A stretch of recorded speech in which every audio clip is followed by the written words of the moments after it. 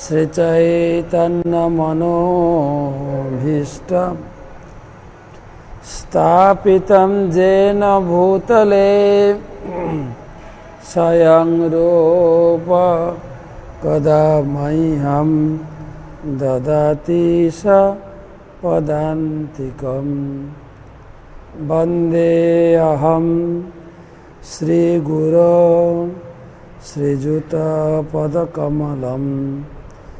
श्रीगुरून् वैष्णवांश्च श्रीरूपं साग्रजातं सहगण रघुनाथान्वितं तं सजीवं साद्वैतं सावधूतं परिजन सहितं कृष्ण चैतन्य देवं श्रीराधा कृष्ण पादं सहगण ललिता श्री विशाखान्वितंश्च। नमो विष्णुपादाय कृष्ण पृष्ठाय भूतले श्रीमते भक्ति वेदांत स्वामिनिति नामिने। नमस्ते सारस्वते देवे गौरवाणी प्रचारिणे निर्विशेष शून्यवादी पाश्चात्य देशतारिणे। वंशाकल्पतरुभ्यश्च कृपा सिन्धुभैव च पतितानां पावनेभ्यो वैष्णवेभ्यो नमो नमः। जय श्री कृष्ण चैतन्य प्रभु नित्यानंद श्री अद्वैत गदाधर श्रीवासादि श्री गौरभक्तबिंद। हरे कृष्णा कृष्णा हरे हरे हरे राम राम राम हरे हरे। ओम नमो भगवते वासुदेवाय। ओम नमो भगवते वासुदेवाय। ओम नमो भगवते वासुदेवाय। नारायणं नमस्कृत्यं नरं नरोत्तमं देवीं सरस्वतीं व्यासं ततो जयमुदीरये। श्रीमद्भागवतम पाठ करा पूर्वे हमारे गुरुपाद बद्म विष्णुपाद श्री श्रीमद जय पताका स्वामी गुरु महाराजेर चरणे प्रणाम निवेदन एवं प्रार्थना निवेदन करी। नमो विष्णुपादाय कृष्ण पृष्ठाय भूतले श्रीमते जय पताका स्वामिनिति नामिने। नमो आचार्य पादाय निताय कृपा प्रदायिने गौर कथा धामदाय नगर ग्राम तारिणे।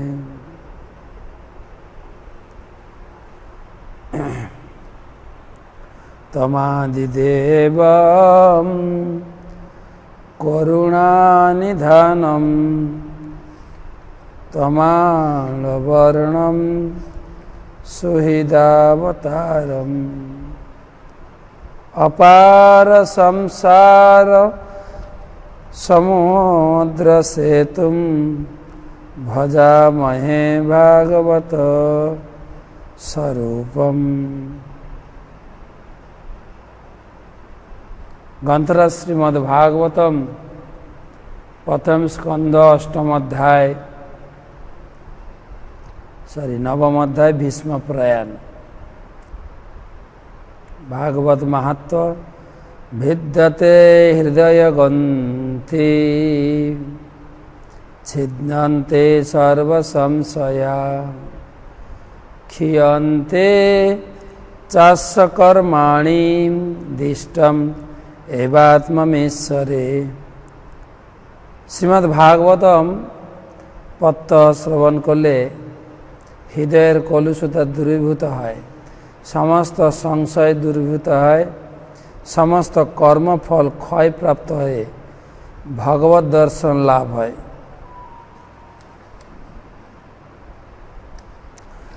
ভীষ্মদেবের প্রয়াণ নবম অধ্যায় আমরা গতকালকে 3টি শ্লোক পাঠ করেছি।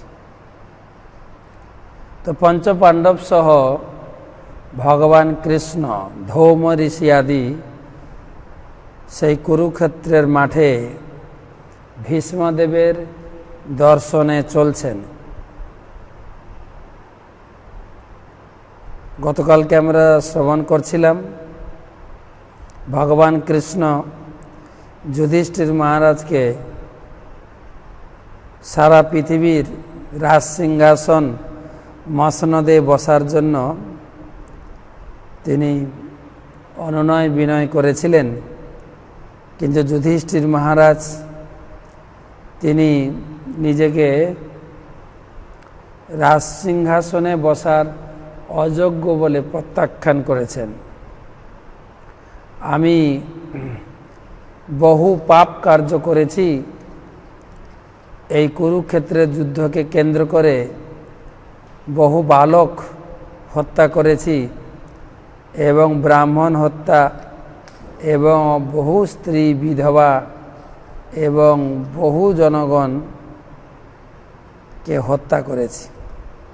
সুতরাং আমার লক্ষ লক্ষ বছর, লক্ষ লক্ষ জীবন নরকবাস, আমি আমি এই রাজ সিংহাসনে বসার যোগ্য নই। তো ভগবান কৃষ্ণ তিনি বললেন, চলুন আমরা ভীষ্মদেবের মতামত জানতে চাই। তো ভগবান শ্রীকৃষ্ণ অনুভব করছিলেন যে আমি ভগবদ্গীতা জ্ঞানের দ্বারা অর্জুনের মোহ দূরীভূত করেছিলাম, অর্জুনকে বুঝাতে পেরেছিলাম, অর্জুন স্বীকারও করেছিলেন।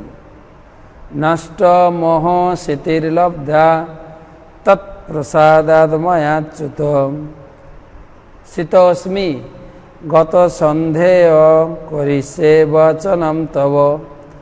অর্জুন স্বীকার করেছিলেন আমার সমস্ত প্রকার মোহ নষ্ট হয়েছে, আমার সমস্ত প্রকার সন্দেহ দূরীভূত হয়েছে, আমি সেই পূর্ণ জ্ঞান ভগবত স্মৃতি ফিরে পেয়েছি। তো আপনার নির্দেশ অনুযায়ী আমি যুদ্ধ করতে প্রস্তুত। কিন্তু যুধিষ্ঠির মহারাজের এই শোক, পুত্র শোক, এত জনগণের মৃত্যুর শোক, ভগবান কৃষ্ণ তাকে শোকমুক্ত করতে পারেননি। তো তিনি বলছেন, আমরা চলুন সবাই আমরা ভীষ্মদেবের মতামত জানতে চাই। ভগবান বুঝাতে চেয়েছিলেন যে আমি তো উপদেশ দিয়েছি শাস্ত্রে, আমার থেকে আমার ভক্তের উপদেশ কত শ্রেষ্ঠ সেইটা প্রমাণ করার জন্য তিনি সমস্ত পাণ্ডবদেরকে নিয়ে কুরুক্ষেত্রের মাঠে, যেখানে ভীষ্মদেব সরসজ্জায় শায়িত আছেন, সেখানে উপস্থিত হয়েছেন। আজকের শ্লোক নাম্বার 4, চতুর্থ শ্লোক। দৃष्ट्वा निपतितं भूमौ दिव्यश्च्युतमिवामरं प्रणयमु पाण्डवा भीष्मं सानुगासह चक्रीणा। दृष्ट्या निपतितं भूमौ दिव्यश्च्युतमिवामरं प्रणयमु पाण्डवा भीष्मं সানুগাহা সহচক্রীণা। এই শ্লোকের অনুবাদ এবং সংক্ষিপ্ত তাৎপর্য প্রদান করেছেন ইস্কন প্রতিষ্ঠাতা আচার্য, মহান আচার্য কৃষ্ণ কৃপা শ্রীমূর্তি শিল অভয় চরণারবিন্দ ভক্তি বেদান্ত স্বামী শিল প্রভুপাদ।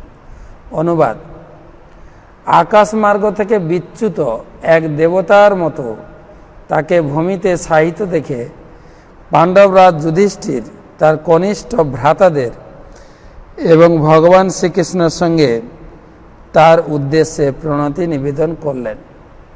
তো গতকালকে যাত্রা শুরু হয়েছিল ভগবান শ্রীকৃষ্ণ সহ পাণ্ডব এবং পাণ্ডবদের কুলপুরোহিত ধৌম ঋষি আদি কৃপাচার্য একদম মহা জ্যোতির্ময় একটা প্রসেশন করে যাচ্ছেন। তো কুরুক্ষেত্রের মাঠে পৌঁছে গেছেন। দেখছেন দৃষ্টা নিপতিতং ভৌম, ভূমিতে শায়িত আছেন দিব্যচ্যুত মিবামরম। আকাশ মার্গ থেকে চ্যুত যেন একজন দেবতা, অত্যন্ত জ্যোতির্ময় পুরুষ, তিনি শয়ন করে আছেন। ভীষ্মদেবের বয়স বেশি ছিল না, কালকে কত বলেছিলাম মনে আছে? মাত্র 456 বছর বয়স হয়েছিল, কিন্তু তথাপি তার শরীরের তেজ, তার শরীরের যে রূপ একটু ভাটা পড়েনি। দিব্যচ্যুত মিবামরম, অমরম দিব্য অচ্যুতম, অচ্যুতম অমরম। দিব্য মানে দিব্য জগৎ, সেই স্বর্গলোক থেকে পতিত, অচ্যুত যেন স্বর্গলোক থেকে এক খণ্ড একজন দেবতাচ্যুত হয়েছেন, এই ভূমিতে সরসজ্জার উপরে শায়িত আছেন, জ্যোতির্ময় অমরম যেন দেবতার মতো। প্রণয়মু প্রণাম করেছেন। পাণ্ডবা ভীষ্ম প্রণাম করেছেন পাণ্ডবগণ। স অনুগা, পাণ্ডবা মানে বিশেষ করে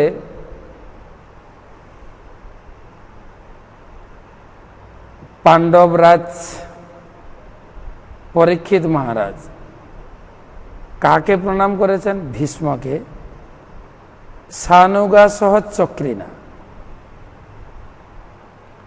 চক্রিনা হচ্ছেন চক্রধারী ভগবান কৃষ্ণ।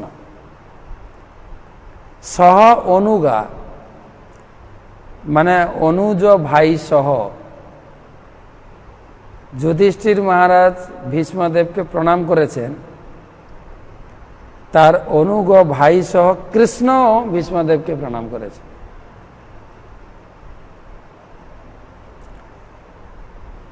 শ্লোক অনুবাদে দেখেন, লিখেছেন পাণ্ডবরা যুধিষ্ঠির তার কনিষ্ঠ ভ্রাতাদের এবং ভগবান শ্রীকৃষ্ণের সঙ্গে তার উদ্দেশ্যে প্রণতি নিবেদন। ভগবান কেন প্রণতি নিবেদন করলেন? ভগবানের ভক্ত তো। প্রভুপাদের তাৎপর্য পড়ে দিলে বুঝবেন কেন প্রণাম করেছে। শ্রীকৃষ্ণ ছিলেন যুধিষ্ঠির মহারাজ যুধিষ্ঠিরের কনিষ্ঠ ভ্রাতা, মামাতো ভাই, অর্জুনের অন্তরঙ্গ সখা। কিন্তু পাণ্ডব পরিবারের সকলেই কৃষ্ণকে পরমেশ্বর বলে ভগবান জানতেন। ভগবানও তার পরমেশ্বরত্ব সম্বন্ধে সচেতন থাকা সত্ত্বেও একজন সাধারণ মানুষের মতো আচরণ করছিলেন। তাই তিনি মহারাজ যুধিষ্ঠিরের একজন কনিষ্ঠ ভ্রাতার মতো মৃত্যু পথযাত্রী ভীষ্মদেবের সম্মুখে প্রণত হয়েছিলেন। তো এখানে ভগবান শ্রীকৃষ্ণের শিষ্টাচার প্রদর্শন হয়েছে। ভগবান শ্রীকৃষ্ণ ভগবত গীতায় ভগবান বলেছেন, যৎ যৎ আচরতি শ্রেষ্ঠ তত্তৎ ইব ইতর জনঃ সযৎ প্রমাণম কুরুতে লোক তৎ অনুবর্ততে। সাধারণত যারা শ্রেষ্ঠ ব্যক্তি তাদের আচরণ সাধারণ লোক অনুসরণ করে। তাই ভগবান তিনি আচরণ করে জগৎকে শিক্ষা দিয়েছেন। বয়োজ্যেষ্ঠ ভীষ্মকে তিনি সেই কৌরব পরিবারের, পাণ্ডব পরিবারের একজন কনিষ্ঠ সদস্য হিসাবে ভীষ্মদেবকে সম্মান প্রদর্শন করেছেন। কনিষ্ঠরা বয়োজ্যেষ্ঠদের সম্মান করবে কিভাবে? প্রণাম। আমরা ছোটবেলায় স্কুলে পড়েছিলাম, সকালে উঠিয়া আমি মনে মনে বলি সারাদিন আমি যেন ভালো হয়েছে। আদেশ করেন যাহা মোর গুরুজন, গুরুজনদের প্রণাম করতে হয়। যুধিষ্ঠির মহারাজ প্রত্যহ এই আচরণ করতেন। ঘুম থেকে উঠে বয়োজ্যেষ্ঠ মাতা পিতৃব্য তাদেরকে প্রণাম করতেন। এখানেও সেই শিষ্টাচার। প্রথমে এসে ভীষ্মদেবকে প্রণাম করেছে এবং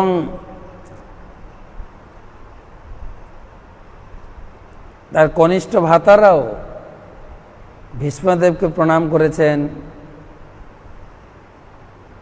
বিশেষ করে ভীম যুধিষ্ঠির মহারাজকে প্রণাম করেছেন। আরও ছোটরা নকুল সহদেব ভীষ্মদেবকে প্রণাম করেছেন। যুধিষ্ঠির, ভীম, অর্জুন ভগবান কৃষ্ণকে প্রণাম করেছেন। এটা শিষ্টাচার। একজনকে প্রণাম করার সাথে সাথে আর যারা জ্যেষ্ঠ আছেন সবাইকে প্রণাম করতে হয়। বর্তমানকালে প্রণামের কথাটা আমরা হারিয়ে ফেলেছি। মা বাবাও তেমন শিক্ষা দেন না, মা বাবাও বয়োজ্যেষ্ঠদের প্রণাম সাধারণত করেন না, যার জন্য আমাদের অনুগত যারা আছেন, আমাদের ছোটরা, তারাও প্রণাম করাতে অভ্যস্ত নয়। বর্তমান আমাদের সনাতন ধর্মে খ্রিস্টান ধর্মের কালচার দ্বারা দূষিত হচ্ছে। হাই, হ্যালো, বাই এসব শিখছে, আর হ্যান্ডশেক। আর বড় জোর ঠাকুর মন্দির সামনে পড়ে গেলে এইটা এরকম করে, বা কারো বয়োজ্যেষ্ঠদের গায়ে একটু পা লেগে গেলে প্রণাম কোথায়? যে হাঁটু গেড়ে অথবা পায়ে হাত দিয়ে আশীর্বাদ নেওয়া প্রথা এই ভাগবতমে রয়েছে, কিন্তু যুধিষ্ঠির মহারাজ করেছেন। ভগবান কৃষ্ণ একজন পাণ্ডব পরিবারের কনিষ্ঠ সদস্যের ভূমিকা নিয়ে তিনি ভীষ্মদেবকে প্রণাম করেছেন। পাণ্ডবরা পৌঁছে গেছেন। ভগবান কৃষ্ণ, ধৌমা আদি ঋষি সবাই পৌঁছেছেন। এবারে ভীষ্মদেবের কাছে পৌঁছেছেন। ভীষ্মদেব তো সরসজ্জায়, পুরো শরীরটা সর দিয়ে গেঁথে দেওয়া আছে, সরের উপরে শুয়ে আছে। তিনি সমস্ত অতিথিদেরকে বাড়িতে স্বাগতম জানাচ্ছেন। তত্র ব্রহ্মর্ষয় সর্বে দেবর্ষয়শ্চ সত্তম রাজর্ষয়শ্চ তত্রাসন দ্রষ্টুম ভরতপুঙ্গবম। तत्र ब्रह्मर्षयं सर्वे देवर्षयश्च सत्तम राजर्षयश्च तत्रासन् द्रष्टुं भरत पुंगवम। এই শ্লোকের অনুবাদে বলা হচ্ছে, ভরত মহারাজের বংশধরগণের মধ্যে যিনি ছিলেন প্রধান, সেই ভীষ্মদেবকে দর্শন করার জন্য ব্রহ্মাণ্ডের সমস্ত মহাত্মারা, সত্যগুণে স্থিত দেবর্ষি, ব্রহ্মর্ষি এবং রাজর্ষি সেখানে সমবেত হয়। সেখানে কেবল পঞ্চপাণ্ডব, ধৌম, কৃপাচার্য এবং ভগবান কৃষ্ণ কেবল উপস্থিত হননি। সেখানে আর কারা কারা এসেছিলেন?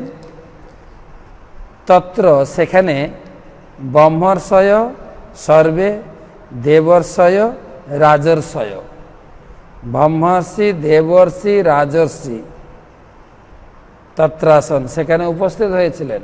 কিসের জন্য? দ্রষ্টুং দর্শন করার জন্য। কাকে?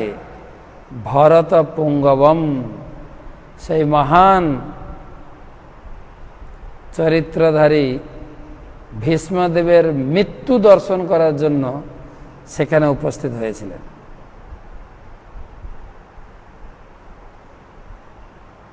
প্রপাত লিখেছেন কারা ব্রহ্মর্ষি ছিলেন।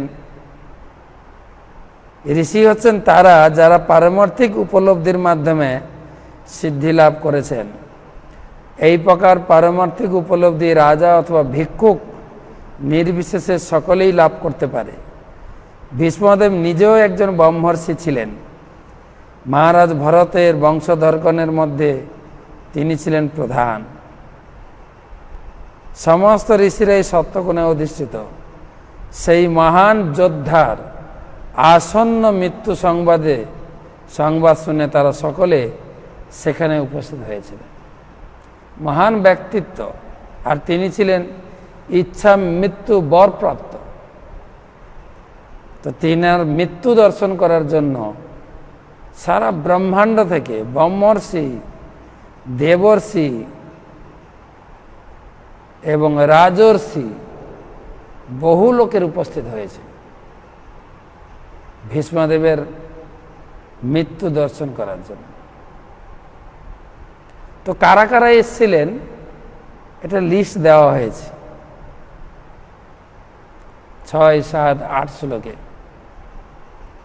সুত গোস্বামী বলছেন, পর্বত নারদ ধৌম ভগবান বাদরায়ণ বৃহদ্দশ ভরদ্বাজ সশিষ্য রেণুকাসুত বশিষ্ঠ ইন্দ্র প্রমত স্থিতগৃৎ সমদোষিত কক্ষিবান গৌতম অত্রিশ কৌশিক অথ সুদর্শন।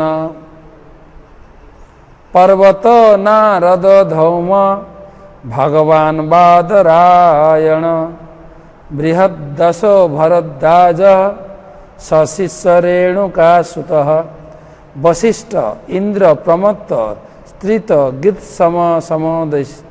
গীতসমদ অসিত কক্ষিবান গৌতম অত্র ত্রিশ্চ কৌশিক অথ সুদর্শন।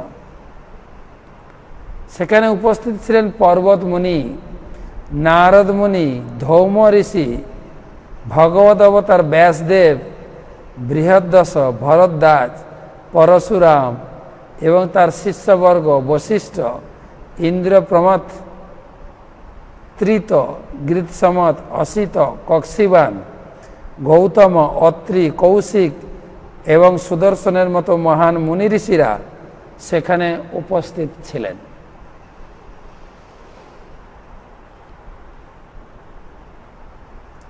তো এই সমস্ত মুনি ঋষিদের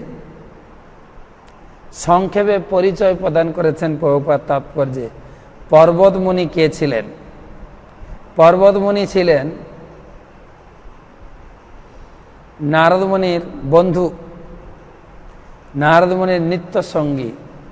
নারদ মুনির সঙ্গে তিনিও মহাকাশচারী জড়জাহানের সাহায্য ছাড়াই বিচরণ করতেন। এই পর্বতমুনির কথা অনেক জায়গায় পাওয়া যায়। নারদমুনির সঙ্গে তার ভ্রমণের কথা, যেরকম চৈতন্য চরিতামৃত কয়েকদিন আগে আমরা পড়েছিলাম ব্যাধের কাহিনী। সে ব্যাধকে যে অর্ধমৃত করে পশুদের ফেলে রাখতেন, তাকে নারদমুনি দীক্ষা দিয়েছিলেন এবং নারদমুনির সঙ্গে পর্বতমুনি এসেছিলেন নারদমুনিকে দর্শন করার জন্য।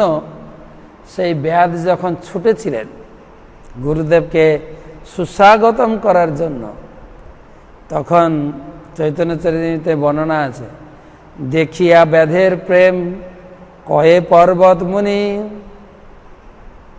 পর্বতমুনি বলছেন নারদের কহে তুমি হও পরশমণি। তো নারদমুনিকে বলেছিলেন তুমি পরশমণির মতো, তুমি যাকে সঙ্গ দেবে, উপদেশ দেবে, সে তোমার মতোই তার জীবনটাকে পরিবর্তন করতে পারবে। সে হচ্ছে পর্বতমুনি, নারদমুনির বন্ধু। এবং নারদমুনির কাহিনী তো আমরা জানি। নারদমুনির জীবনী আমরা 4টে অধ্যায়ে পড়লাম এবং সেই নারদমুনি হচ্ছেন প্রহ্লাদ, ধ্রুব, বড় বড় ব্যক্তিত্বে ব্যাসদেবের গুরুদেব। এবং আমাদের পরম সৌভাগ্য, আমরা সেই নারদমুনির ভাগবত পরম্পরাতে আমরা যুক্ত আছি। আমরা হচ্ছে ব্রহ্ম মধ্য গৌড়ীয় সম্প্রদায়। ভগবান বিষ্ণু থেকে ব্রহ্মা, ব্রহ্মা থেকে নারদ, নারদ থেকে ব্যাসদেব, এই পরম্পরা ক্রমে চৈতন্য মহাপ্রভু, ষড় গোস্বামী এবং সিংহগুরু গৌড়ীয় গগনাচার্য শ্রী শ্রীমদ ভক্তি সিদ্ধান্ত সরস্বতী ঠাকুর মহাশয় এবং তার সুযোগ্য শিষ্য ইস্কন প্রতিষ্ঠাতা আচার্য কৃষ্ণ কৃপাশ্রী মূর্তি ছিল অভয় চরণারবিন্দ ভক্তি বেদান্ত স্বামী ছিল প্রভুপাদ এবং তার সুযোগ্য শিষ্যবৃন্দ, যাদের কাছ থেকে আমরা দীক্ষা মন্ত্র পেয়েছি। সেই নারদমুনির পরম্পরা। ধৌম ঋষি হচ্ছেন পাণ্ডবদের কুলপুরোহিত। পাণ্ডবদের সঙ্গে সবসময় ছিলেন, এমনকি বনবাসকালেও তিনি পাণ্ডবদের সঙ্গে কাটিয়েছেন। পুরোহিত, পুরো মানে হচ্ছে নগর বা পুরো হচ্ছে রাজ্য, রাজ্যের যিনি হিত করেন তাকে বলে পুরোহিত। ধর্ম জ্ঞান শিক্ষা দিয়ে যজন যাজন, পঠন পাঠন, দান প্রতিগ্রহ আদি শিক্ষার মাধ্যমে যজন যাজন বেদ পড়বেন বা এই শাস্ত্রগ্রন্থ পড়বেন, অপরকে শেখাবেন। যজন যাজন, যজন মানে আছে ভগবানের পূজা করবেন, বাড়ি বাড়ি গিয়ে পূজা শেখাবেন, ব্রাহ্মণদের কাজ। যজন যাজন। পঠন পাঠন, পঠন মানে আছে বেদ শাস্ত্র, গীতা ভাগবত মহাভারত পড়বেন আর এই গীতা মহাভারতের শাস্ত্রের উপদেশ জগৎকে দেবেন। যজন যাজন পঠন পাঠন। দান প্রতিগ্রহ, তিনি সকলের কাছ থেকে দান গ্রহণ করবেন, যজমানদের কাছ থেকে, এবং তাদেরকে উপহার স্বরূপ ভগবানের প্রসাদ দেবেন। দান প্রতিগ্রহ, আর উল্টে প্রসাদ হিসাবে যজমানদের বাড়িতে প্রসাদ বিতরণ করবেন। সে ধৌম ঋষি, সে ছিলেন কুলপুরোহিত। মহাভারতের এমনকি সবসময় পাণ্ডবদের গাইড দিয়েছে। যখন পাণ্ডবরা পাশা খেলায় হেরে গেলেন, 12 বৎসর বনবাস আর 1 বছর অজ্ঞাতবাস, তো অজ্ঞাতবাসের যে পুরো পরিকল্পনা এই ধৌম ঋষি শিখিয়েছিলেন। তাদের সেই অজ্ঞাতবাস কেটেছিল বিরাট রাজের বাড়িতে, বিরাট রাজের রাজসভায়। সে বিরাট নগর এখন নেপাল ভূখণ্ডে পড়েছে। বিরাট নগর, আমাদের ওখানে ইস্কনের মন্দির আছে। বিরাট নগর, একটা বাড়িতেই 5 জন ছিলেন, 5 জন না 6 জন ছিলেন, দ্রৌপদীও ছিলেন, তিনি গুপ্তভাবে বিরাট রাজের বাড়িতে 1 বছর কাটিয়েছেন গুপ্তভাবে। সেই ধৌম ঋষি তাদেরকে সেই পরিকল্পনা দিয়েছে।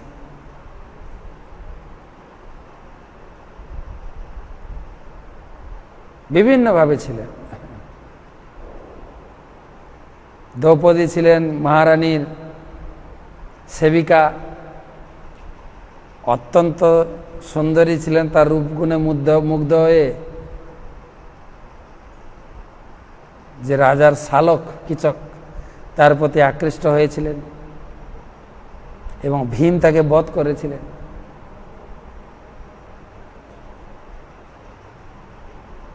যুধিষ্ঠির মহারাজ ছিলেন রাজসভায়,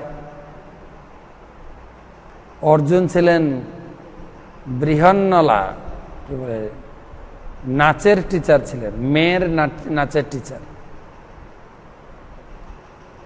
যখন 1 বছর পরিপূর্ণ হলো, দৈবক্রমে সেই বিরাট রাজের গোধন চুরি হচ্ছিল, কৌরবরা এসে গোধন চুরি করেছিলেন। আর যুধিষ্ঠির মহারাজের ইঙ্গিতে অর্জুন গিয়ে তাদেরকে পরাস্ত করেছিলেন। অর্জুন তো তখন বিহান্নলা ছিলেন, আর এটা ছিল অর্জুনের একটা অভিশাপ।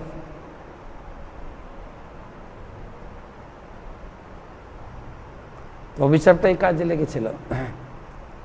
তো তখন অর্জুন গিয়েছিলেন একবার স্বর্গলোকে, তার বাবার বাড়ি তো স্বর্গলোক না, ইন্দ্র হচ্ছেন তার পিতা। স্বর্গলোকে গেছিলেন অস্ত্রবিদ্যা বিশেষ শিক্ষা লাভ করার জন্য। তিনি স্বর্গ থেকেও জ্ঞান লাভ করেছেন। আমরা তো এই জগতে আমাদের দেশে পড়াশোনা কমপ্লিট করে, বাংলায় পড়াশোনা কমপ্লিট করে আমরা ব্যাঙ্গালোর যাব, বোম্বে যাব, তারপরে আমেরিকা যাব কি অস্ট্রেলিয়া যাব, এতদূর পর্যন্ত সীমিত আমাদের।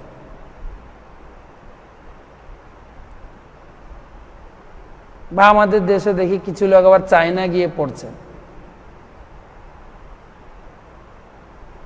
লন্ডন, চায়না এসব জায়গা দেখা যায়।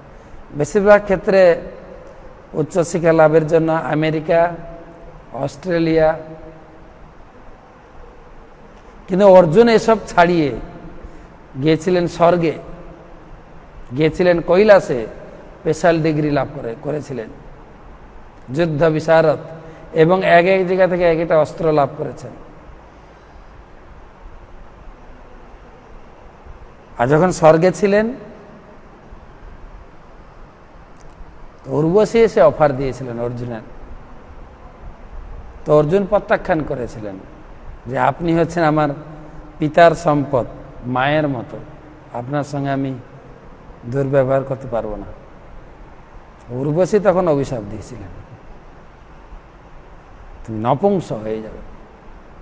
সেটা কাজে লেগেছিল তার অজ্ঞাতবাসের সময়।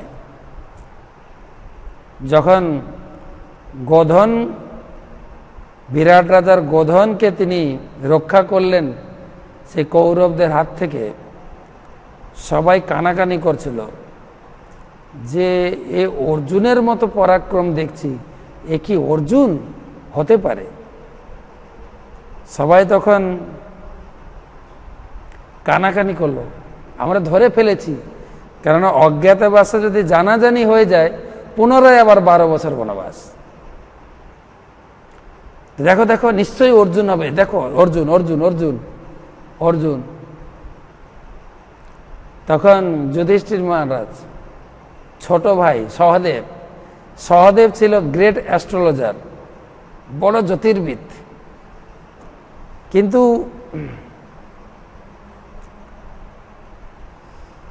ওনার একটা খারাপ গুণ ছিল, বদগুণ ছিল বলতে পারেন, জিজ্ঞেস না করলে বলবে না। তা যুধিষ্ঠির মহারাজ জিজ্ঞাসা করলেন, ভাই দেখো তো আমাদের অজ্ঞাতবাস পূরণ হতে আর কয়দিন বাকি আছে? বলছে, ভাই সাহেব, ও অনেক আগে 1 বছর পূরণ হয়ে গেছে। আর জানাজানি হলো এ হচ্ছে অর্জুন। তখন জানাজানি হলো কি হবে, 1 বছর তো পেরিয়ে গেছে। তখন বিরাট রাজ এত খুশি হলেন যে তুমি অর্জুন। আর তার মেয়ের গানের টিচার ছিল, গান আর নাচ। তখন বিরাট রাজ অফার দিলেন, আমার এই মেয়েকে তুমি বিবাহ করো। অর্জুন এটাও প্রত্যাখ্যান করলেন, বলছে আমি হচ্ছে তার শিক্ষক, গুরু, আর সে হচ্ছে আমার শিষ্য বা শিষ্যা। শিষ্যা মানে পুত্র কন্যার মতোই, সুতরাং গুরু হচ্ছে পিতার তুল্য। পিতা হয়ে কি করে কন্যাকে বিবাহ করতে পারে? তবে আপনার প্রস্তাব আমি স্বীকার করতে পারি একটা শর্তে, আমার এক উপযুক্ত সন্তান আছে, অভিমন্যু। অভিমন্যুর জন্য আমি পুত্রবধূ হিসাবে একে গ্রহণ করতে পারি। আর সেই উত্তরে এসেছিলেন অভিমন্যুর স্ত্রী হিসাবে। সে হচ্ছে ধৌম ঋষি। ধৌম ঋষি এইভাবে পুরো পাণ্ডবদের সঙ্গে প্রতিটা কাজে, প্রতিটা মুহূর্তে, আপদে বিপদে সবসময় ছিলেন।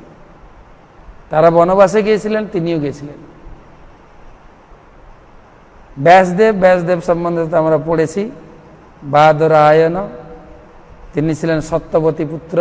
ব্যাসদেব সত্যবতীর সন্তান, ডিটেলস আমরা আগে পড়েছি। এবং তিনি আমাদের জন্য এই মহান শাস্ত্র রচনা করেছেন।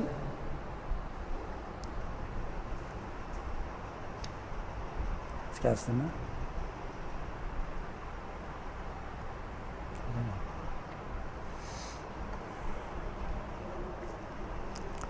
বৃহদ্দশ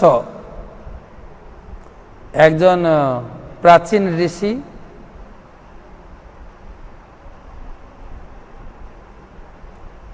তিনি পাণ্ডবদের বনবাসে কি করে কাটাবেন উপদেশ দিয়েছিলেন।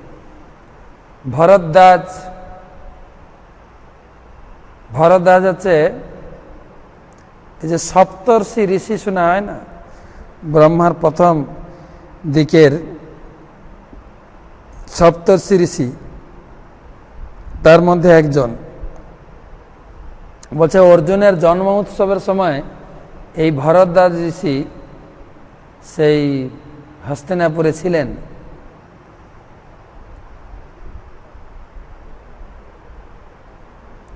সেই ভরদ্বাজ মুনি অত্যন্ত তেজস্বী। তার প্রয়াগ ধামে তার আশ্রম এখনো আছে।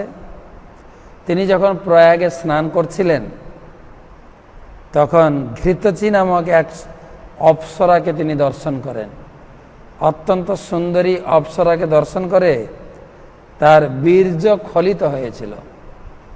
সেই বীর্য একটা মৃৎপাত্রে ধারণ করেছিলেন।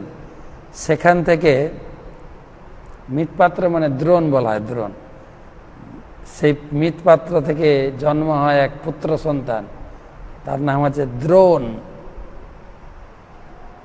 তাই ভরদ্বাজ মুনি হচ্ছেন দ্রোণাচার্যের পিতা।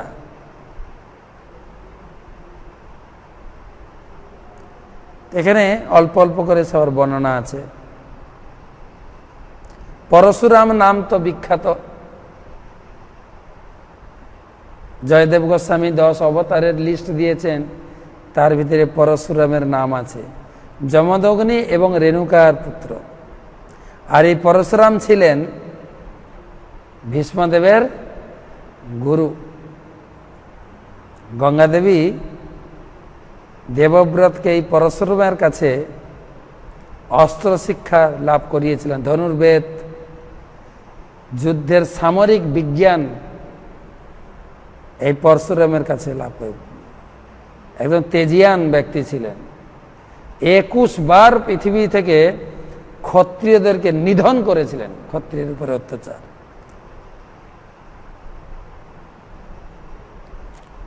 এই পরশুরাম সম্বন্ধে বিস্তার বর্ণনা অনেক ঋষি মুনি দিয়েছেন। আর পরশুরাম অনেক দিন ছিলেন। ভগবান রামচন্দ্রের সঙ্গেও তার যুদ্ধ হয়েছে। রামচন্দ্র ত্রেতা যুগে, প্লাস দাপর যুগে কৃষ্ণের সঙ্গেও ছিলেন এই পরশুরাম।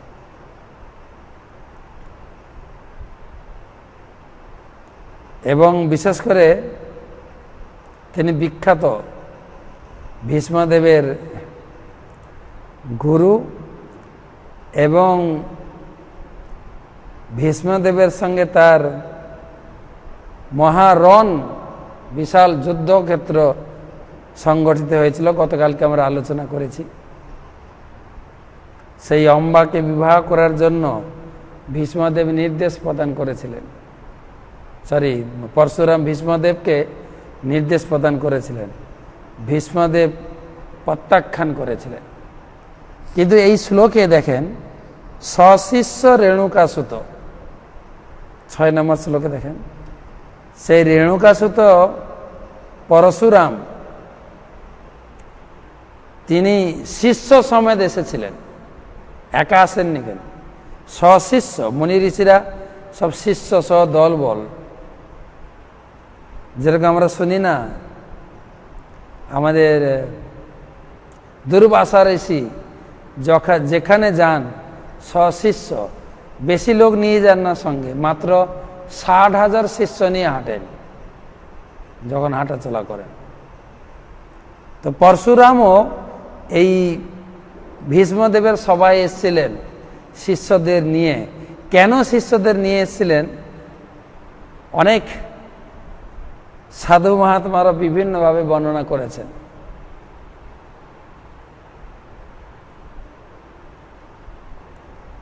যে ভীষ্মদেবের সঙ্গে তার যুদ্ধ হয়েছিল এবং ভীষ্মদেব সেই গুরুদেবের সামনে এত বীর বিক্রমে যুদ্ধ করেছেন, গুরুদেব অত্যন্ত প্রসন্ন হয়েছে। প্রসন্ন হয়ে তাকে বর দিয়েছেন। কি বর দিয়েছেন? যে তুমি হবে পৃথিবীর সর্বশ্রেষ্ঠ যোদ্ধা। আর কখনো কখনো আশ্রমে এই পরশুরামের অন্যান্য শিষ্যরা যখন পরশুরাম কোনো উপদেশ বা আদেশ বা কোনো ক্লাস দিতেন, এই ভীষ্মদেবের প্রসঙ্গ টেনে আনতেন। আমার একটা শিষ্য ভীষ্মদেব, দেবব্রত। তখন অন্যান্য শিষ্যরা মাঝে মাঝে গুরুদেবকে বলতেন, গুরুদেব আপনি শুধু ভীষ্মদেবের কথা বলেন, যে আপনার সঙ্গে যুদ্ধ করেছে, আপনার আদেশ মানেনি, আপনি বিয়ে করতে বললেন, ও আপনার আদেশটা শুনলই না, কি ধরনের শিষ্য? আর তারই দৃষ্টান্ত দেন বারে বারে। তখন পরশুরাম সেই সমস্ত শিষ্যগুলোকে নিয়ে চলছে, চলো আমার সেই শিষ্য ভীষ্মদেবের লেকচার শোনাবা তোমাদের। আমি গুরু হয়ে যাচ্ছি শিষ্যর লেকচার শুনতে, চলো। আর শুধু আমি না, তোমাদেরকে দেখাবো কে কে এসছে সেই সভাতে, কারা শ্রোতা।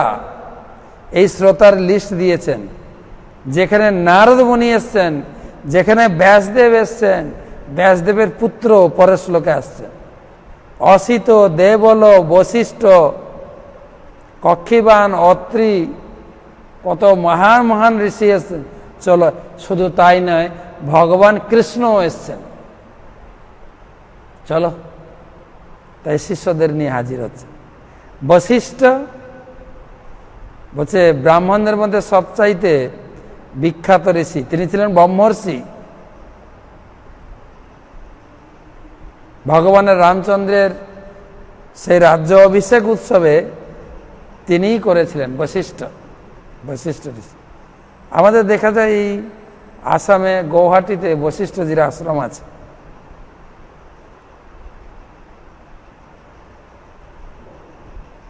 অনেক বিখ্যাত ব্যক্তি ছিলেন এবং তার সঙ্গে বিশ্বামিত্রের এটা বিরোধ ছিল।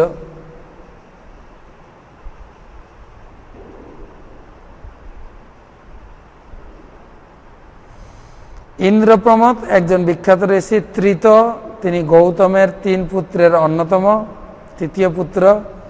গৃৎসমত স্বর্গের ঋষিদের মধ্যে অন্যতম, তিনি ছিলেন দেবরাজ ইন্দ্রের ঘনিষ্ঠ বন্ধু, বৃহস্পতির মতোই মহান।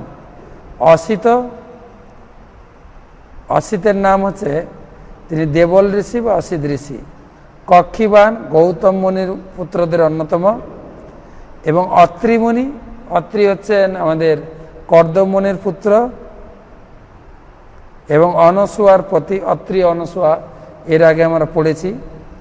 তার গর্ভে, এই অনসুয়ার গর্ভে এবং অত্রি মুনির পুত্র হিসাবে ব্রহ্মা, বিষ্ণু, মহেশ্বর 3 জনই পুত্ররূপে আবির্ভূত হয়েছিলেন এই অনসুয়ার গর্ভে এবং অত্রি মুনির পুত্র রূপে। অত্রি অনসুয়া ঘোরতর তপস্যা করেছিলেন ভগবানের মতো পুত্র প্রাপ্তির আশায়, এবং তিনি প্রার্থনা করছেন 2 জন, খুব কঠোর তপস্যা, এক পায়ের উপরে, একটা পায়ের আঙ্গুলের উপরে ভর দিয়ে এবং ঊর্ধ্ব বাহু হয়ে, হে সৃষ্টিকর্তা, হে পালনকর্তা, হে ধ্বংসকর্তা, আপনারা আমাদের প্রতি প্রসন্ন হন। হে সৃষ্টিকর্তা, এ পালনকর্তা, এই ধ্বংসকর্তা, আপনি আমাদের তপস্যার সন্তুষ্ট হন, আমাদেরকে আশীর্বাদ করুন। আর এই তপস্যায় সন্তুষ্ট হয়ে 3 দেবতা একসঙ্গে চলে এসেছে, ব্রহ্মা, বিষ্ণু, মহেশ। তার আশ্রমটা জ্যোতির্ময় আলোতে পরিণত হয়েছে। তারা তখন তপস্যা থেকে স্থিত হয়ে সাষ্টাঙ্গে প্রণাম করেছেন।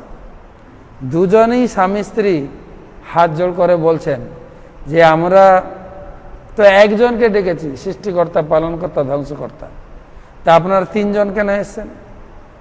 বলে আমরা 3 জনই একই ব্যক্তি, কিন্তু 3 রূপে কাজ করি। ব্রহ্মা সৃষ্টি করেন, বিষ্ণু পালন করেন, শিব ধ্বংস করেন। তো তোমরা 3 নামে ডেকেছো, তাই আমরা 3 জন এসেছি। তখন অনসুয়া ভগবানের কাছে বললেন, 3 জন যখন এসেছেন, 3 জনই আমার পুত্ররূপে জন্মগ্রহণ করুন। তো 3 জনই তাদের পুত্র হয়েছিলেন। ব্রহ্মা অংশে সোম, বিষ্ণু অংশে দত্তাত্রেয় এবং শিব অংশে দুর্বাসা, সেই হচ্ছে অত্রিমুনি, যিনি দত্তাত্রেয়ের পিতা। কৌশিক, তিনি আরেকজন ঋষি ছিলেন। এবং সুদর্শন ছিল, প্রভুপাদ সুদর্শনকে এখানে সুদর্শন চক্র বলে ব্যাখ্যা করেছেন। ভগবানের হাতে যে সুদর্শন, তিনিও স্বরূপে ঋষির মতো সেই সভায় উপস্থিত ছিলেন। আর কে ছিলেন? এত বড় লিস্ট, বিশাল সভা। ভীষ্মদেবের কাছে রাজনীতি শিক্ষা লাভ করার জন্য যুধিষ্ঠির যাচ্ছেন, সেই শুনে দিক বিদিক থেকে রাজর্ষি, ব্রহ্মর্ষি, দেবর্ষি মানে দেবলোক থেকে এসছেন ভীষ্মদেবের লেকচার শোনার জন্য এবং ভীষ্মদেবের মৃত্যু দর্শন করার জন্য।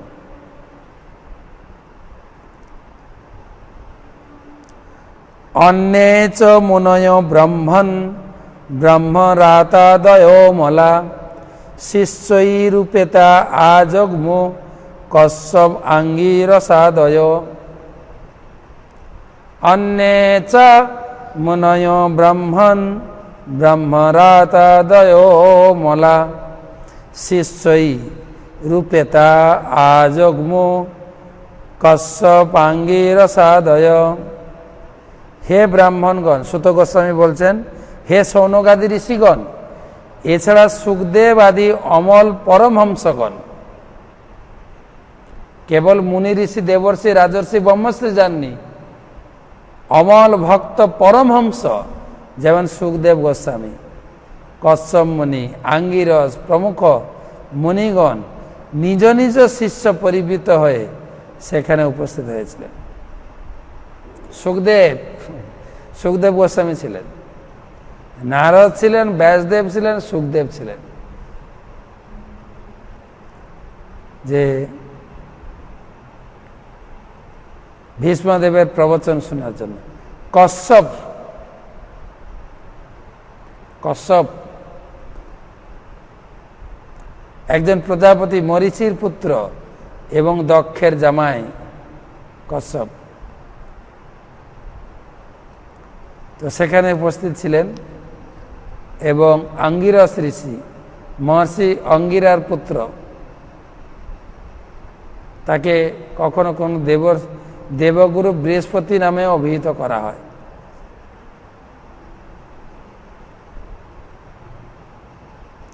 তো এরা সব উপস্থিত ছিলেন। বিশাল সভা, সবাই এসে উপস্থিত হয়েছেন ভীষ্মদেবের সন্নিকটে।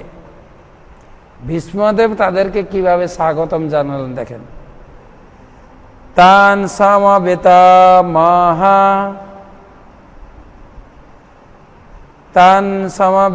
মহাভাগান উপলভ্য বসুত্তম পূজয়ামাস ধর্মজ্ঞ দেশকাল বিভাগবিৎ।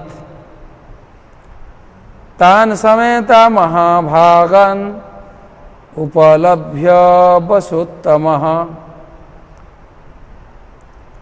পূজয়ামাস ধর্মজ্ঞ দেশকাল বিভাগবিৎ।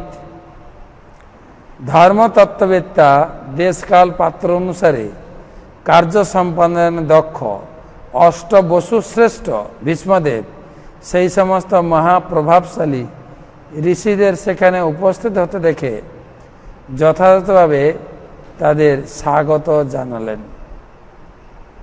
তিনি তো সরসজ্জায় শুয়ে আছেন, কিভাবে স্বাগত জানালেন? আমাদের তো কাউকে স্বাগত জানালে এখন তো কিছু কিছু বাড়িতে ফিক্সড লিখে রেখে দিয়েছেন, ও বারে বারে বলা যাবে না, সুস্বাগতম, ব্যাস।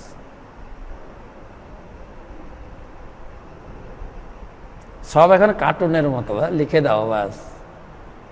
বাবার কথা কথা দেখি লিখে রেখে ধরে দাঁড়িয়ে থাকো, সুস্বাগত। মুখে বলার যে নমস্কার আপনি আসুন বাড়িতে, সব নেই, একদম কার্টুন লিখে দিয়ে। কি কালচার এখন! তো ভীষ্মদেব কিভাবে স্বাগতম জানিয়েছেন? তিনি তো সরসজ্জায় শয়ন করে আছেন, একটু নড়াচড়ার উপায় নাই, কিন্তু সব তীর গাঁথা আছে, যে উঠে হাত জোড় করবে, হাত একদম, মাথা নাড়ানোর কোনো উপায় ছিল না। তো তিনি জানতেন, তিনি তো মহাপণ্ডিত, 456 বছরের অভিজ্ঞতা লব্ধ ব্যক্তি, জ্ঞান পুরুষ, এবং ভগবানের একজন মহান ভক্ত। শুধু তাই না, তিনি হচ্ছেন ধর্মবিদ, যে 12 মহাজন তার ভিতরে একজন। মহাজন বলে না, মহাজন এই জগতে যাদেরকে মহাজন বলা হয়, মহাজন মানে যাদের প্রচুর টাকা আছে, যারা টাকা সুদ খাটায়, তাদেরকে মহাজন বলে। এই ধর্ম জগতেও মহাজন আছে, যাদের ধর্মধন, ধর্ম সম্পদ যাদের হৃদয়ে ভগবান রেখেছেন, তারা যদি কাউকে চান দিতে পারেন, সেই মহাজন 12 জন আছেন, 12 জন। স্বয়ম্ভু, নারদ, শম্ভু। স্বয়ম্ভু মানে ব্রহ্মা, নারদ, শম্ভু শিব ঠাকুর, 3 জন, স্বয়ম্ভু, নারদ, শম্ভু। কুমার, কপিল, মনু, চতুর্কুমার, সনক, সনন্দ, সনত কুমার, সনন্দন, 4 জন হলো।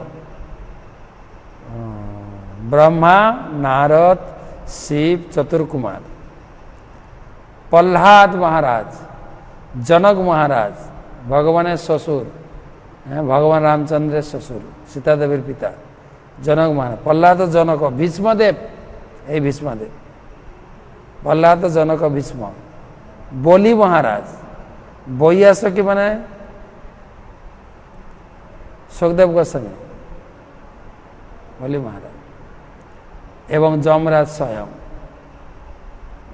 স্বয়ম্ভু, নারদ, শম্ভু, কুমার, কপিল, মনু, কপিল মুনি এবং মনু মহারাজ, প্রহ্লাদ, জনক, ভীষ্ম, বলি, বৈয়াসকি, বয়ম, অয়ম মানে আমি, যমরাজ।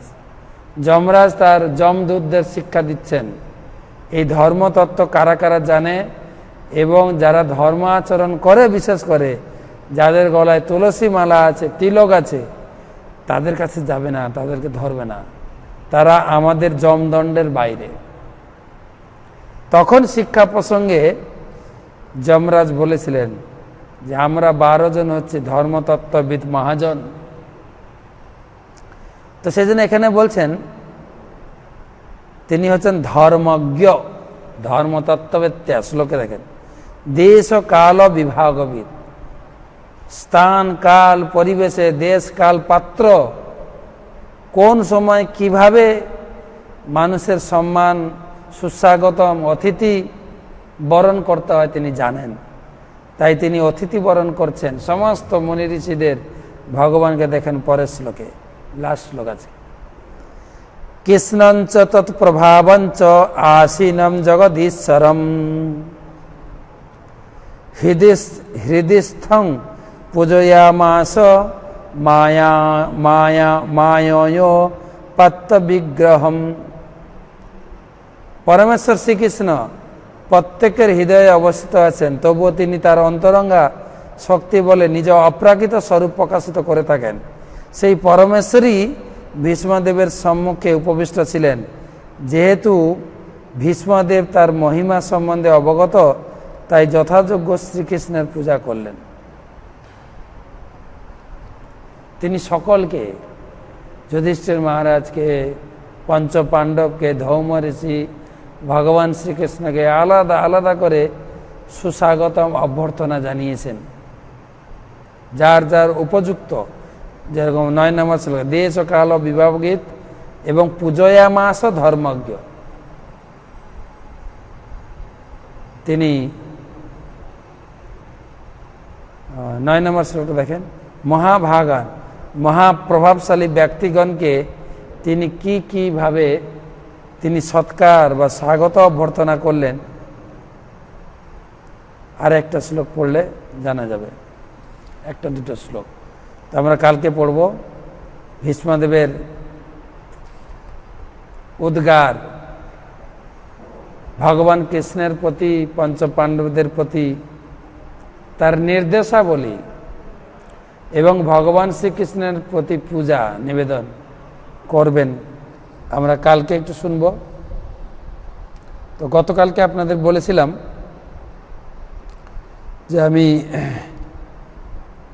কিছু মহামায়া, আমাদের দুর্গা দেবী, আজকে মহানবমী পার হয়ে যাচ্ছে, দশমীতে পড়ে যাব, পড়ে গেছে মনে হয়, আমার ঠিক জানা নেই। তাই মহামায়া তিনি এসেছেন, তিনি হচ্ছেন জগৎ জননী, দুর্গতি নাশিনী। আমরা আজকে এবং কালকে কিছু অংশ আলোচনা করব। এখানে বলা হচ্ছে ভগবানের নিজের শক্তি, এই যোগমায়া মহামায়া উভয় শক্তি ভগবানের আজ্ঞাকারিণী।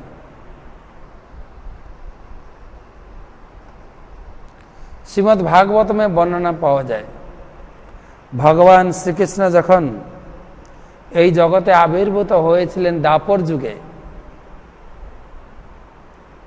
তখন যোগমায়া রূপে কাজ করেছিলেন এই দুর্গা দেবী।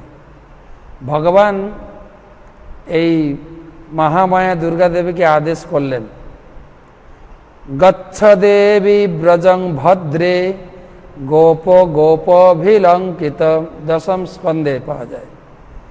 রোহিণী, হে দেবী, গচ্ছ দেবী ব্রজং ভদ্রে, হে ভদ্রে, হে দেবী, গচ্ছ যাও, কোথায়? ব্রজে, বৃন্দাবনে যাও। বৃন্দাবনটা কোথায় না? গোপ গোপভিলঙ্কিত, যেখানে গাভী এবং গোপীদের বাস, গোপ গোপী এবং গাভীদের নিবাস, সে হচ্ছে ব্রজ, সেখানে যাও। বুঝে আমি সেখানে গিয়ে কি করব? রোহিণী বসুদেবস্য ভার্যাস্তে নন্দ গোকুলে, দেবকী বসুদেবের এক পত্নী যার নাম হচ্ছে রোহিণী, সে গোকুলে নন্দ মহারাজের গৃহে অবস্থান করছে। অন্যাস্য কংস সংবিঘ্ন বিবরেষু বসন্তি, আর বসুদেব কংসের কারাগারে রয়েছেন। তার আর স্ত্রী, বসুদেবের 16 জন স্ত্রী ছিল, তার আরেক স্ত্রী দেবকীর সঙ্গে তিনি কংসের কারাগারে আবদ্ধ আছেন। তাহলে এক স্ত্রী আছে নন্দ মহারাজের গৃহে গোকুলে, আর এখানে আছেন দেবকী বসুদেব কংসের কারাগারে। তো তুমি কংসের কারাগারে যাবে। দেবক্যা জঠরে গর্ভম শেষাক্ষং মাম ধামকম, দেবকীর গর্ভে, দেবকীর 6 সন্তান হত্যা হয়েছে, কংস তাকে আছাড় দিয়ে মেরেছে। এবারে 7ম গর্ভ অবস্থান করছে দেবকীর গর্ভে, 7ম, আর সেই 7ম গর্ভ হচ্ছে আমার অবস্থান বলরাম, মম ধাম, আমার ধাম।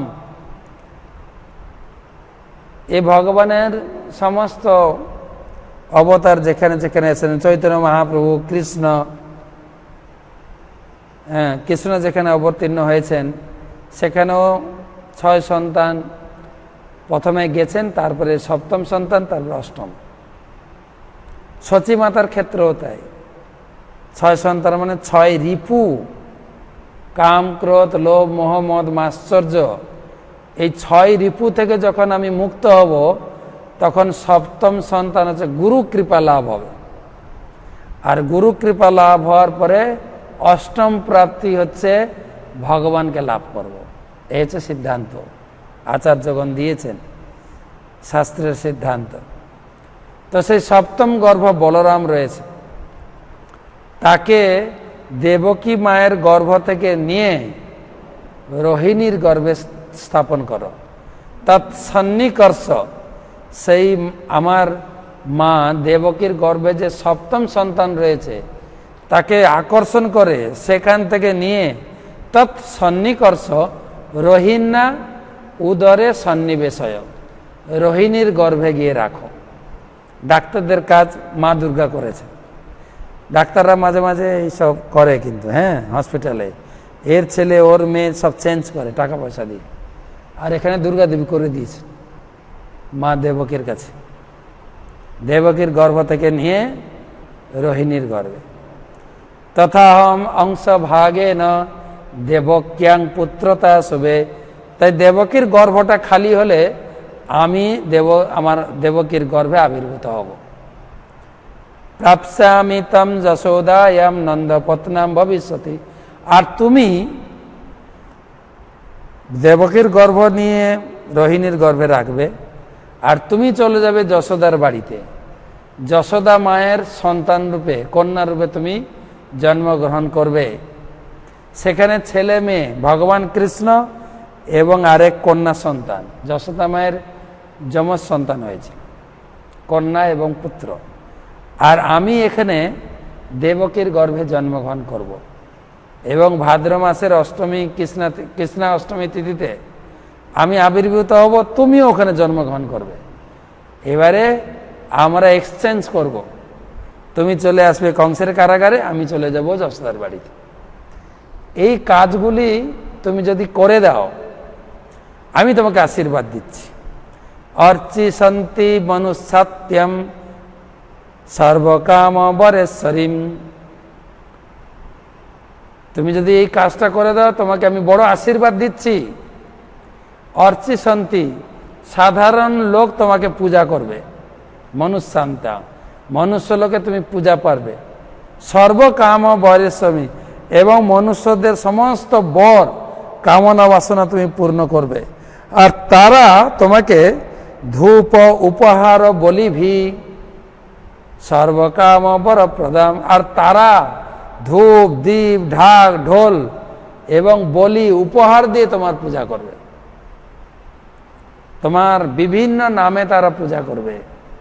নাম ধেয়ানি কুর্বন্তি স্থানানি চ নরা ভূমি। এই ভূমিতে পৃথিবীতে তোমার বিভিন্ন নামে লোকে তোমাকে পূজা করবে। দুর্গেতি, দুর্গা। ভদ্রকালীতি, ভদ্রকালী। বিজয়া, বৈষ্ণবীতি। কুমুদা, চণ্ডিকা, কৃষ্ণা, মাধবী, কন্যাকুমারী। কন্যাকুমারীতে তিনি দুর্গা দেবী কর্ণকেতী রূপে পূজা পাচ্ছেন। কর্ণকেতী, যার জন্য ওই জায়গার নাম হচ্ছে কন্যাকুমারী। ওখানে দুর্গা দেবী অবিবাহিত কুমারী রূপে আছেন। বিয়ে করতে চাইছিলেন শিব, অনেক কাহিনী আছে। বিয়ে করতে পারেনি, পার্বতী কুমারী থেকে গেছে।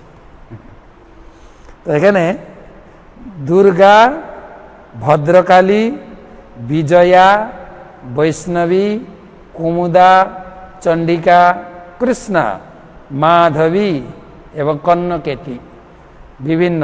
আর কি নারায়ণী, মায়া, ঈশানী, শারদম্ব কেতিচ। শারদীয়া পূজা হচ্ছে না, শারদ উৎসব বলে, শারদীয়া নামেও তুমি সম্বোধন হবে। এই ভগবান থেকে আশীর্বাদ করেছেন। তো ভগবান যখন আবির্ভূত হয়েছিলেন, তিনি ভগবানের সঙ্গে ভগ্নী রূপে আবির্ভূত হয়েছে। তারপরে ভগবান কৃষ্ণ জন্মগ্রহণ করলেন দেবকীর গর্ভে কংসের কারাগারে। আর মা দুর্গা আবির্ভূত হলেন যশোদার কন্যা রূপে। আর রাতারাতি চেঞ্জ হলো, বসুদেব পুত্র সন্তান রেখে দিয়ে এলেন যশোদার কাছে। এবারে যশোদার যে পুত্র ছিল এবং দেবকীর পুত্র, দুই পুত্র মিলে এক হয়ে গেছে। আর কন্যা সন্তানকে নিয়ে এসছেন দেবকীর কাছে। আর কন্যা সন্তান আসার পরেই করে কান্না শুরু করেছেন। তখন এর আগে কি হয়ে গেল জেলখানা কেউ কিছু জানে না। তখন রক্ষীরা সব জেগে গেল। রক্ষীগুলো জেগে যাওয়ার পরে কংসকে ডাকা হলো। কংস তো অপেক্ষা করছিলেন অষ্টম গর্ভে সন্তান জন্ম হবে, তাকে আছাড় দিয়ে মারব। ছটা সন্তান মেরেছেন। সপ্তম গর্ভ তো কংস মনে করলেন আমার ভয়েই গর্ভপাত হয়ে গেছে, আমি কি মারবো, আমার ভয়েই দেবকের গর্ভে মারা গেছে। এত ঘটনা হয়েছে কংস তো জানে না। আর তারপরে হলো অষ্টম গর্ভের সন্তান, হওয়ার কথা ছিল ছেলে, দেখে মেয়ে। আর সে কোলে তুলে নিয়েছেন মারার জন্য। দেবকী অনেক অনুনয় বিনয় করেছে যে 8টা সন্তান আমার, একটাও নেই, তুমি এটাকে আমাকে ফেরত দাও। অনেক। আর সে তো পুরো রাগে ছিল। তো সে আছাড় দিতে তুলেছেন, হাতে তুলেছেন আছাড় দেবে, সে হাত থেকে ফসকে উপরে চলে গেলেন। একদম অষ্টভুজধারী দেবী দুর্গা তখন কংসকে বলছেন, আরে মূর্খ, কিংময়া হতয়া মন্দ জাত খোলো তবান্তকৃত। কি মন্দ বুদ্ধি তুমি, সদ্যজাত সন্তানকে তুমি মেরেছ, পাপী কুলাঙ্গার, আমাকে কি তুমি মারবে, মন্দ কোথাকার। কিম মায়া হতয়া মন্দ জাত খোলো তবান্তকৃত যত্র পূর্ব সকর্মা হিংসি কৃপক নাম বৃথা।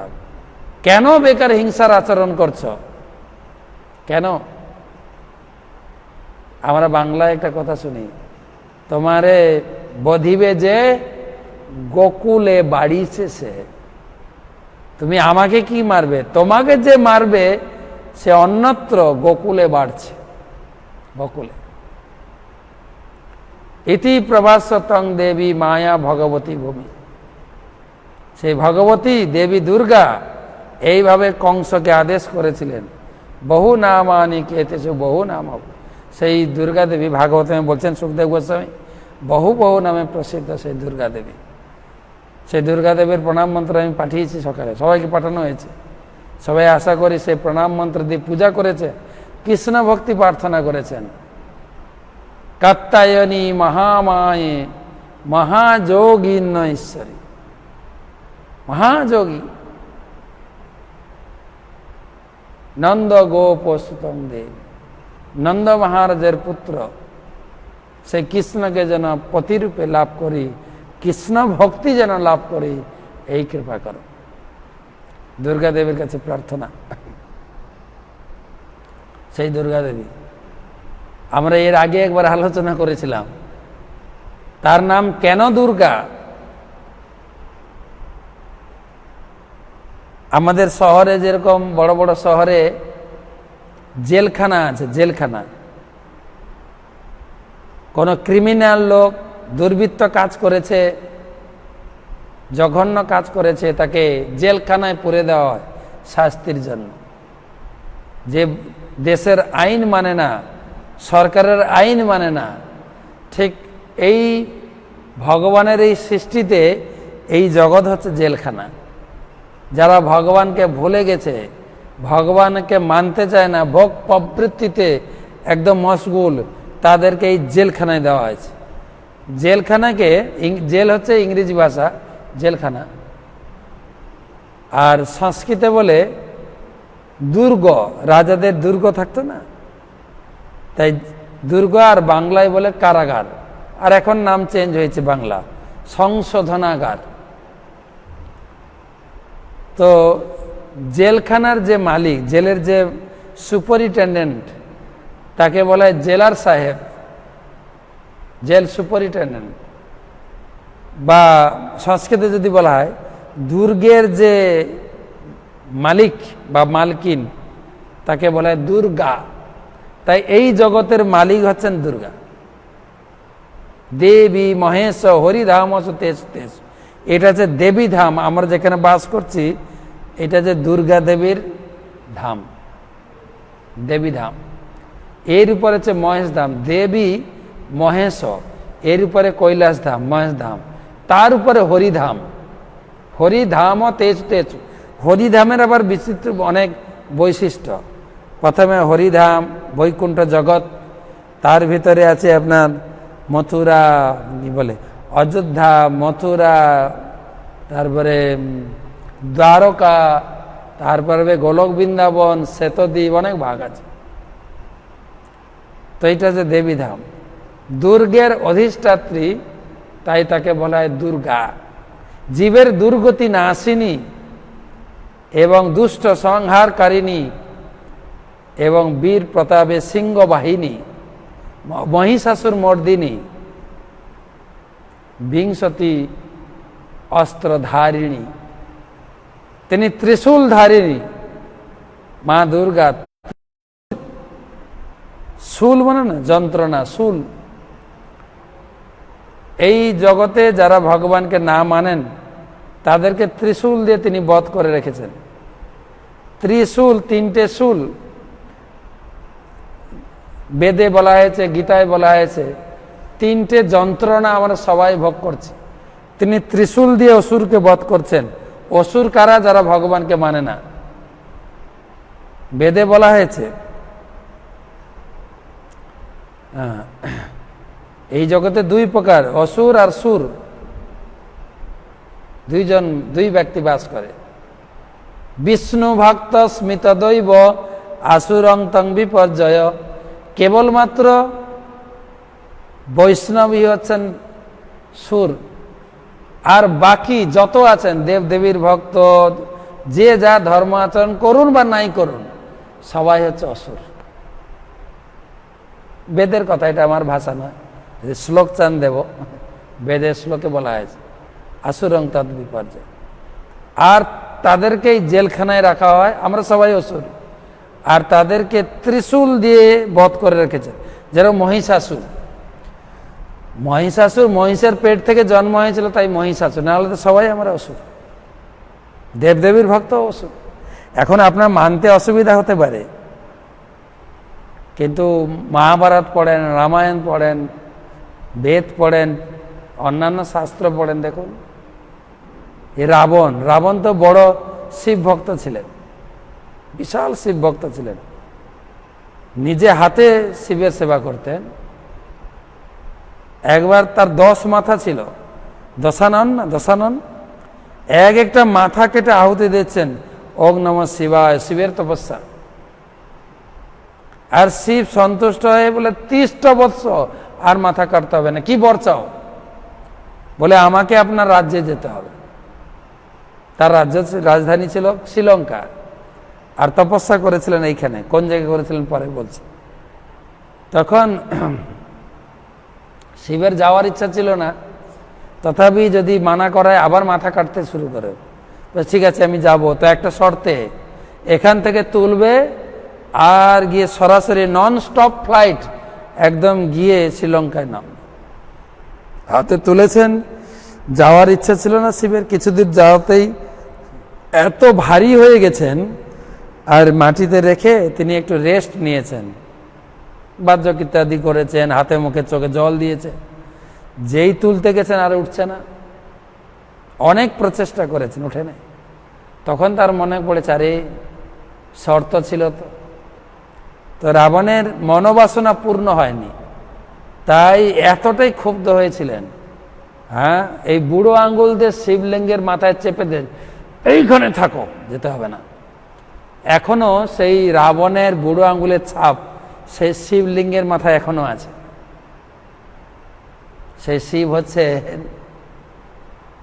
দেওঘরে রাবণেশ্বর শিব, দেওঘরে যে শিব ঠাকুর আছেন, দেওঘরে জল ঢালতে যায় সবাই, এখনো মাথায়।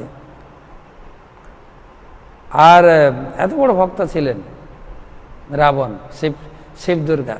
একদিন শিব বলছেন, এত সুন্দর পূজারী, শ্রেষ্ঠ পূজারী বলা হয়েছে রামায়ণে,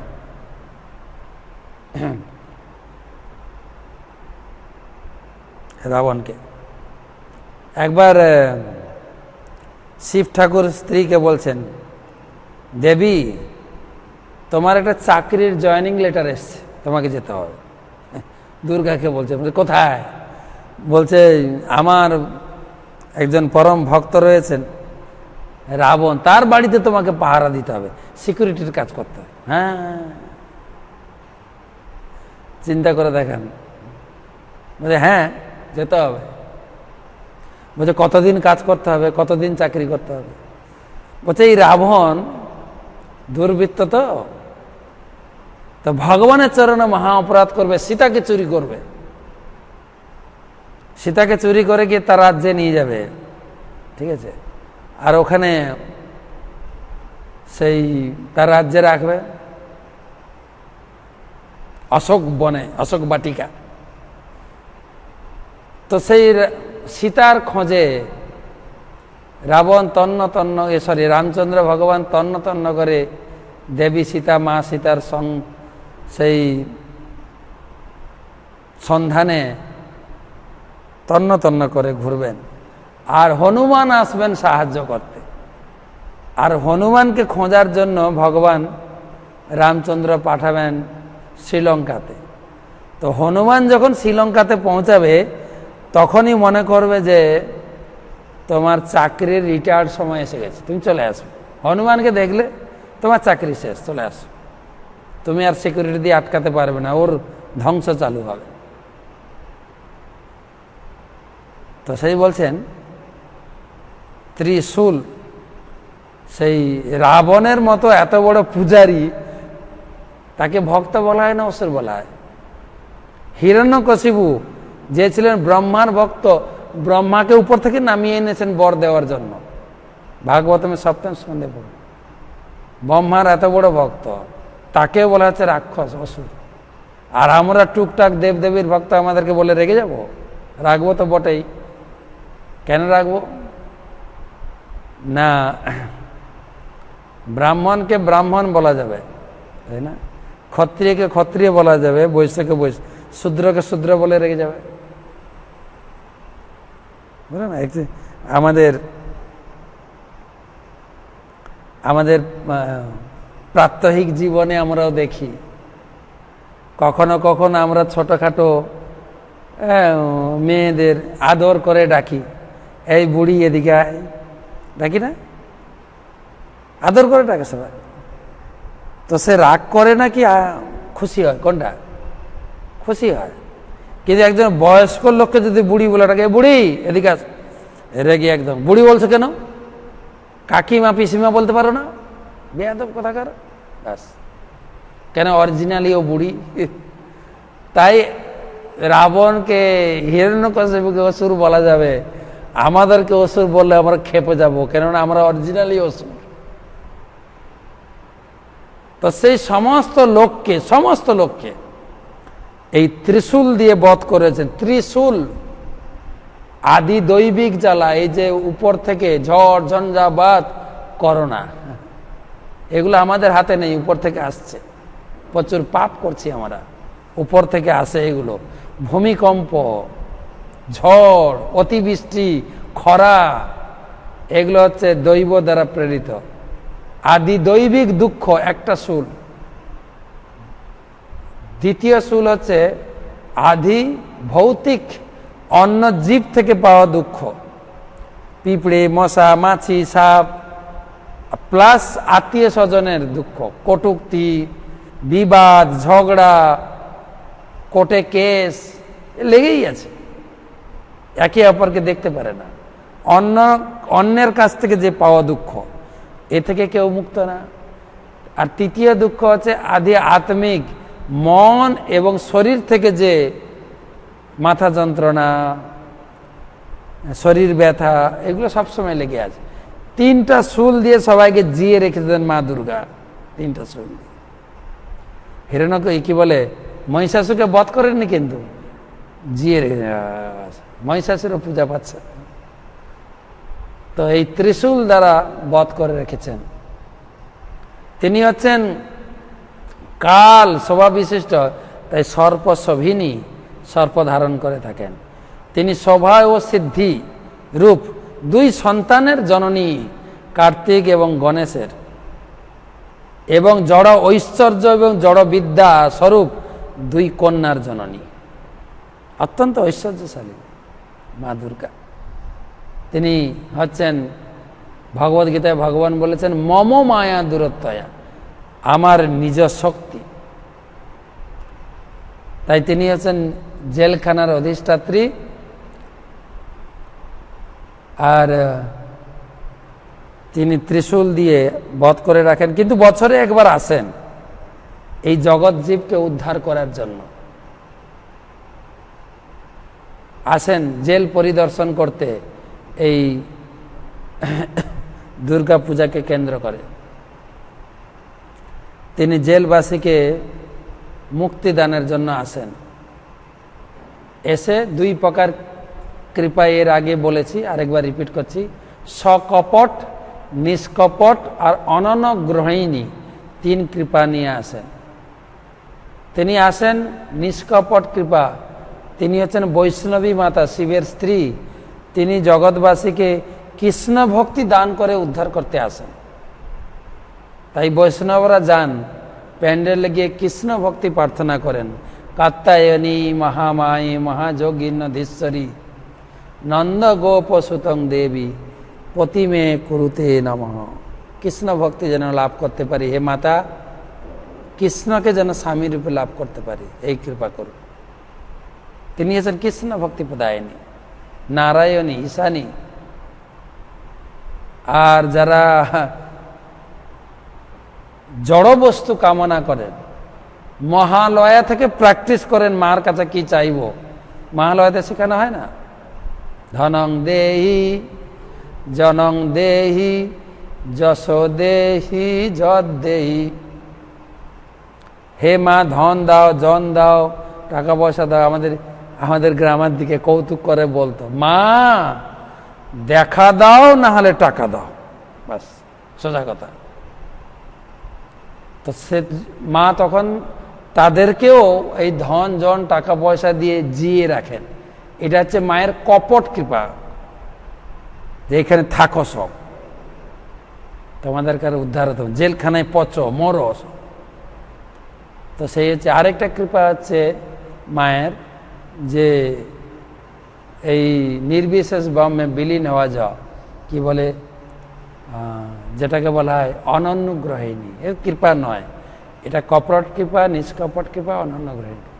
তো মায়ের অনেক লীলা আছে ভাগবতমে, চৈতন্য চরিতামিতে, চৈতন্য মঙ্গলে। কালকে দেখে দুই একটা কথা বলবো। তো সবাইকে অশেষ ধন্যবাদ। তো কালকে আবার আসবো ভীষ্মদেবের স্তুতি এবং দশমীর মিষ্টি খাওয়াবো সন্ধ্যার সময়। সবাইকে ধন্যবাদ। হরে কৃষ্ণ হরে কৃষ্ণ হরে কৃষ্ণ কৃষ্ণ কৃষ্ণ হরে হরে, হরে রাম রাম রাম হরে হরে।